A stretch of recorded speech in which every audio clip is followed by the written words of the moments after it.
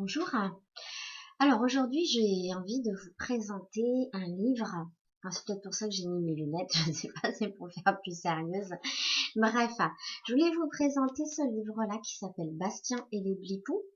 Donc c'est un conte pour les enfants. À vous, parents ou grands-parents, de lire ce conte à vos enfants et vos petits-enfants le soir. Bastien, c'est un petit garçon qui a du mal à communiquer dans sa famille, avec ses parents, avec sa sœur et aussi avec son meilleur copain. Donc en fait, c'est un livre des éditions du Phare, la méthode Faber et Maslich, méthode canadienne de communication non violente. Donc dans ce conte, allez, je vous montre. Donc Bastien a bien du mal à communiquer, et il est aussi traversé par beaucoup d'émotions. Vous voyez, par exemple, là, dans cette image, il se bat avec sa sœur. Elle a envie de lui emprunter son vélo et lui, il n'a pas envie. Pareil avec son ami Samuel, ils sont jamais d'accord sur ce qu'ils vont faire comme jeu ensemble. Je sais pas, moi, par exemple, qui fait le policier et le voleur. Bastien, il a toujours envie d'être le policier, jamais le voleur. Voilà, exemple. On a aussi du coup une petite situation qui est intéressante, c'est que tout ça, ça lui pose bien des soucis.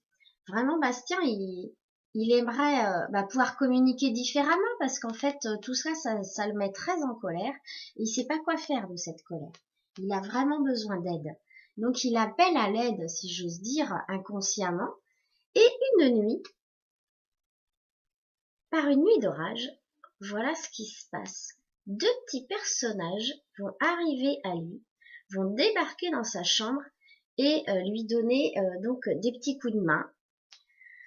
Alors ces deux petits personnages, c'est assez rigolo parce qu'en fait il y en a un, alors on va dire c'est les deux petits personnages qui se trouvent sur les épaules. Vous voyez ce que je veux dire? Il y en a un qui lui donne des bons conseils et l'autre qui lui donne plutôt, on va dire, les mauvais conseils. C'est-à-dire ce petit personnage, donc qui s'appelle les Blipoux, tous les deux s'appellent les Blipoux. C'est un petit peuple extraterrestre. Voilà, tout simplement. Pour moderniser un peu la chose, pour moderniser le mythe du petit ange et du petit démon qu'on a sur les épaules, vous aurez compris. D'accord. Donc du coup, ces deux petits personnages, ils vont lui donner des conseils. À lui, après, de faire le choix entre ces deux conseils, c'est-à-dire la communication non violente ou vas-y Bastien, ton copain il t'a tapé, t'as qu'à le taper. Voilà, pour résumer. Alors Bastien il est confronté à d'autres situations, tout au long du livre.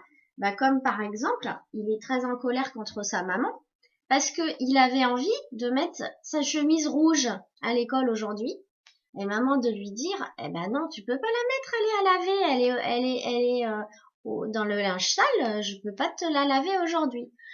Oui, dit Bastien, mais moi je voulais absolument mettre ma chemise rouge aujourd'hui à l'école. Bon, c'est compliqué.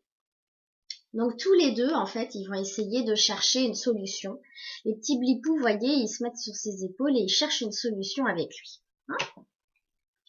Et puis on a encore autre chose qui se passe, une autre situation. Haha, la petite sœur, c'est une sacrée coquine. Et donc voilà, c'est la petite sœur, donc elle comprend pas encore tout, comment ça se passe dans la famille. Est-ce que elle a le droit d'emprunter les affaires de son grand frère ou non? Et là, c'est exactement ce qui se passe puisque elle va emprunter ce crème couleur.